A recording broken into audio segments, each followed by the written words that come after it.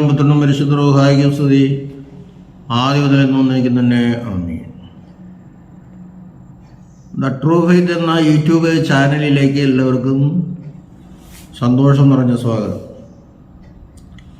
ഞാൻ യാക്കോബായ സഭയിലെ അകപ്പുറം ഇടവകയിലെ ഇട്ടൂബ് ആലുക്കൽ കോർ എപ്പിസ്കോപ്പ്. സത്യവിശ്വാസം സംബന്ധിച്ച കാര്യങ്ങളാണ് പറയുന്നത്. തെറ്റുകളുണ്ടെങ്കിൽ നമുക്ക് തിരുത്താവുന്നതാണ്. എന്ന് പറയുന്നത്, ഒരാൾ ഒരു സംശയം ചോദിച്ചു. സംശയമൊന്നുമല്ല, പെസഹ അപ്പം ഉണ്ടാക്കുന്നതിനെ പറ്റിയും ഒന്ന് വിശദീകരിക്കാമോ എന്ന് പറഞ്ഞു. വീടുകളിലെ നമ്മൾ പെസഹയ്ക്ക് അപ്പം ഉണ്ടാകുമല്ലോ, അപ്പം ഉണ്ടാക്കുമല്ലോ. അപ്പോൾ അതിൻ്റെ കാര്യങ്ങളൊന്നും പറയാമോ എന്ന് ചോദിച്ചപ്പോൾ ഒരു കമൻ്റ് ഇട്ടായിരുന്നു എൻ്റെ ഒരു വീഡിയോയിൽ. അദ്ദേഹത്തിൻ്റെ പേരൊന്നും ഞാൻ പറയില്ല. എന്താ ഈ പെസഹ? ഈജിപ്തിൽ നിന്ന് ഇസ്രായേൽക്കാരെ വിമോചിക്കാതിരിക്കാൻ, അല്ലെങ്കിൽ അവരെ വിടുവിക്കാതിരിക്കാൻ ഫറവോ പല പണികളും ചെയ്തു. യഹോവ അത് സമ്മതിച്ചില്ല. ദൈവം 10 ബാധകളൊക്കെ വരുത്തി.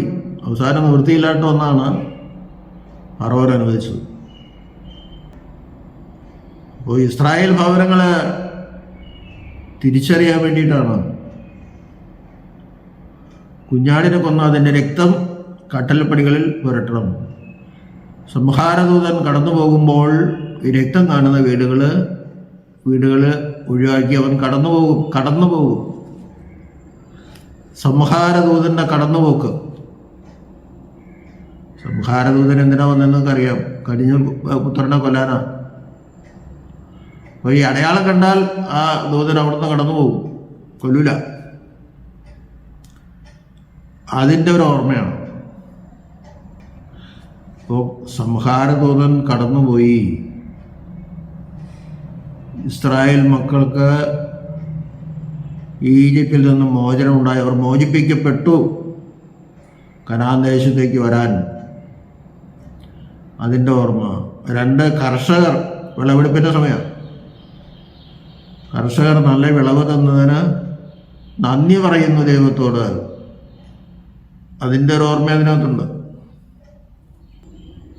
പിന്നെ ആട്ടിടയന്മാർ, അവർ ഒരു വശത്ത് താവളം അടിച്ച് ആടുകളെ മേയിച്ച് തീറ്റി കൊടുക്കും. ആ മേൽപ്പുറത്തിൻ്റെ, അല്ലെങ്കിൽ അവിടെ പുല്ല് ഒക്കെ തീർന്നു പോകുമ്പോൾ അവിടെ നിന്ന് അവർ കടന്നു പോകും വേറൊരു സ്ഥലത്തേക്ക്. ആ കടന്നു പോകും അവർ ഉത്സവമായിട്ട് കണക്കാക്കി.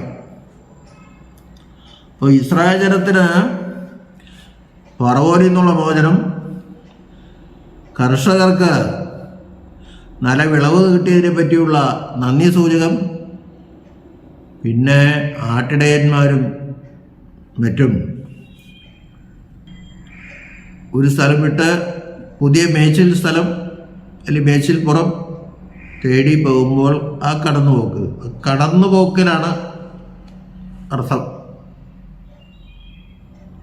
ഈ 3 ഉത്സവങ്ങളും അല്ലെങ്കിൽ പെരുന്നാളുകളും ഒരുമിച്ച് കൂടിയിട്ടാണ് പെസഹ പെരുന്നാൾ വരുന്നത്. പെസഹ ആഘോഷിക്കണമെന്ന് കർത്താവ് പ്രത്യേകം കൽപ്പിച്ചിരുന്നു മോശയോടും മറ്റും. പുറപ്പാട് പുസ്തകം 12:1 മുതൽ അതിൻ്റെ വിശദ വിവരങ്ങളുണ്ട്. അത് വായിച്ചാൽ അറിയാം. അതിന് അപ്പവും മീനും വേണം. അപ്പം ഉണ്ടാക്കുന്ന ആ വിളവെടുപ്പിലെ ആദ്യത്തെ കതിരുകളിലെ ധാന്യമണികൾ അടർത്തിയെടുത്ത് ഒട്ടും അതിൻ്റെ പരിശുദ്ധി കുറയാതെ, എന്ന് വെച്ച് കഴിഞ്ഞാൽ വേറെ ധാന്യമണികളായിട്ടോ ഒന്നും ചേർക്കാതെ പൊടിച്ച് അപ്പം ഉണ്ടാക്കി അത് ദൈവത്തിന് കാണിക്കയായി സമർപ്പിക്കുന്ന പെരുന്നാളാണ് പെസഹ പെരുന്നാൾ. അത് വളരെ മൃദുലമായ വൃത്താകൃതിയിലുള്ള പരന്ന പുളിപ്പില്ലാത്ത അപ്പമാണ്. അതാണ് ഇസ്രായേൽക്കാരുണ്ടാക്കുന്നത്. പുളിപ്പില്ലാത്ത അപ്പത്തിൻ്റെ പെരുന്നാളാണ്. വീഞ്ഞ് വേറെ ഉണ്ട്, അതിനെപ്പറ്റി വേറൊരു ക്ലാസ് വേറെ ദിവസം എടുക്കാം. ആ അപ്പമാണ് കർത്താവ് തിരുവത്താഴ സമയത്ത് കഴിക്കുന്നത്. കർത്താവിൻ്റെ തിരുവത്താഴം എന്ന് പറയുന്നത് പഴയ നിയമ വസ്തുത കർത്താവ് രക്ഷിച്ചതാണ്.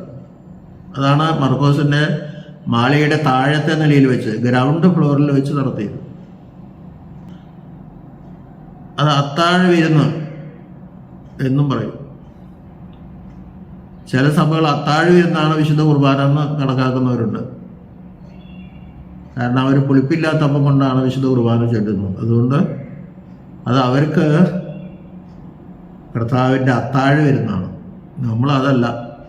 കർത്താവ് മേൽമാളികയിൽ കയറി പുളിപ്പുള്ള അപ്പം എടുത്താണ് വിശുദ്ധ കുർബാന സ്ഥാപിച്ച്. അതിൻ്റെ വിശുദ്ധ വിവരങ്ങൾ പിന്നീട് ഞാൻ പറഞ്ഞു. ഇതിനു മുമ്പേ എടുത്തിട്ടുണ്ട്. ഇനി അത് കേൾക്കാത്തവർക്ക് വേണ്ടിയിട്ട് പിന്നെ ഒരു ദിവസം എടുക്കാം. അപ്പോൾ നമ്മൾ മാവ് കുഴച്ച് അപ്പമുണ്ടാക്കി പെസഹ ദിവസം കഴിക്കുന്ന ഒരു പതിവ് ഉണ്ട്. അത്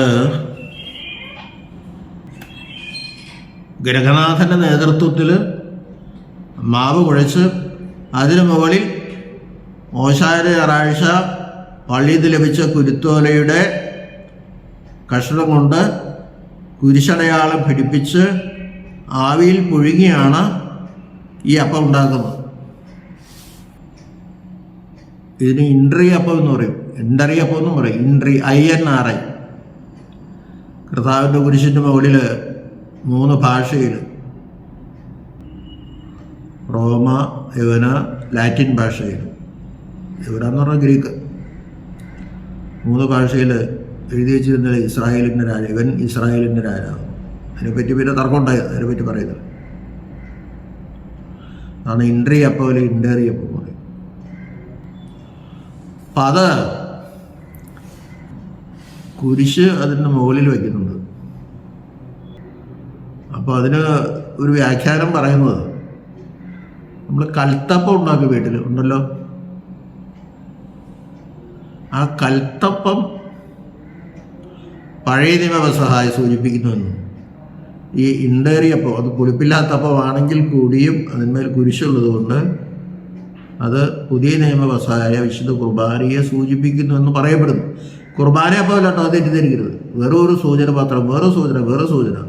ആ കുരിശ് അതിനകത്ത് വരുന്നതുകൊണ്ട് അത് ഒരു സൂചന മാത്രം. പിന്നെ തേങ്ങാപ്പാൽ ഉപയോഗിച്ച് മധുരമൊക്കെ ചേർന്ന് നമ്മൾ പാലുണ്ടാക്കേണ്ടത് അറിയണം. നമുക്ക് അമ്മമാർക്കൊക്കെ അറിയാലോ. പക്ഷെ ഈ കുരിശപ്പം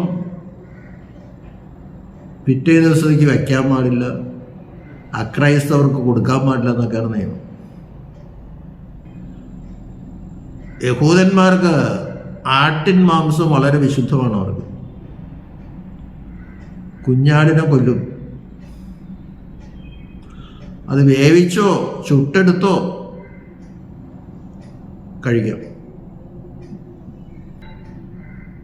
വെറുതെ ചുട്ടെടുക്കാം, അല്ലെങ്കിൽ സാധാരണ രീതിയിൽ നമുക്ക് വെള്ളത്തിൽ വേവിക്കാം. കുറച്ച് വെള്ളം ഒഴിച്ച് വേവിക്കാം. ഇതിൻ്റെ മുഴുവൻ കാര്യങ്ങൾ എനിക്കറിയില്ല. അപ്പോൾ ഈ 2 തരത്തിൽ ചെയ്യാം. പക്ഷെ പിറ്റേ ദിവസത്തേക്ക് ശേഷിക്കാൻ പാടില്ല. അക്രൈസ്തവർക്ക് ഈ ഇൻഡേറിയപ്പം കൊടുക്കാൻ പാടില്ല. കൽത്തപ്പം കൊടുക്കാം, അതിന് വിരോധമില്ല. അപ്പം അത് ഞാൻ നേരത്തെ പറഞ്ഞില്ല, കുർബാനയുടെ ഒരു സൂചന എന്ന് മാത്രം, അല്ലാണ്ട് വേറെ അത് കുർബാന കാണുന്നവർ ധരിക്കരുത്. അതിൻ്റെ ഒരു സൂചന മാത്രം. അപ്പം അതുകൊണ്ട് പിതാക്കന്മാർ പഠിപ്പിക്കുന്നത് വിശുദ്ധ കുർബാന പിറ്റേ ദിവസത്തേക്ക് ശേഷിപ്പിക്കരുത്.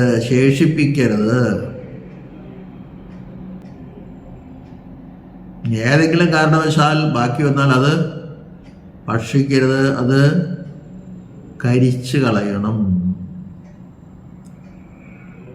ബാക്കി വയ്ക്കാൻ പാടില്ല, മറ്റുള്ള അക്രൈസ്തവർക്ക് കൊടുക്കാനും പാടില്ല. ഇപ്പോൾ ഒരാൾ എന്നോടൊരു സംശയം ചോദിച്ചു. അപ്പോൾ ഈ അപ്പത്തെ പറ്റി ഇങ്ങനെ ഒരു പുസ്തകത്തിൽ പറയുന്നത്, അടുത്ത ബന്ധുക്കൾ ആരെങ്കിലും മരിച്ചു പോയിട്ടുണ്ടെങ്കിൽ ആ കുടുംബത്തിൽ ആ വർഷം ഇണ്ടേറി അപ്പം പുഴുങ്ങാറില്ല. ഞാനൊരു പുസ്തകത്തിൽ അങ്ങനെ വായിച്ചു. പുസ്തകം എൻ്റെ കയ്യിലുണ്ട്. ഞാനിതിനു മുമ്പ് വായിച്ചാണ്, നമ്മുടെ വായിച്ചിട്ടുണ്ട്. അപ്പോൾ എനിക്കത് ഒരു വിഷയമായി. അപ്പോൾ ഒരു വ്യക്തി എന്നോട് ചോദിക്കുകയും ചെയ്തു, പക്ഷേ എൻ്റെ വീട്ടിൽ അപ്പം മരിച്ചു 40 പോലും കഴിഞ്ഞിട്ടില്ല, ഞങ്ങൾക്ക് അപ്പം ഉണ്ടാക്കാമോ? ഞങ്ങൾക്ക് അപ്പം തരാൻ ആരുമില്ല, അടുത്ത വീടുകളില്ല, ഞങ്ങൾക്ക് ബന്ധപ്പെട്ടവരും ഇല്ല, എന്ത് ചെയ്യും? അപ്പോൾ എനിക്ക് അങ്ങനെയുള്ളവരോട് പറയാനുള്ളത്, അവനൊരു ചോദ്യം ചോദിച്ചു, ഇതുപോലെ പലരും ഉണ്ടാവും. ഞാൻ ചോദിക്കട്ടെ, മരിച്ച അപ്പനേക്കാൾ വലുതല്ലേ നമ്മുടെ കർത്താവ്?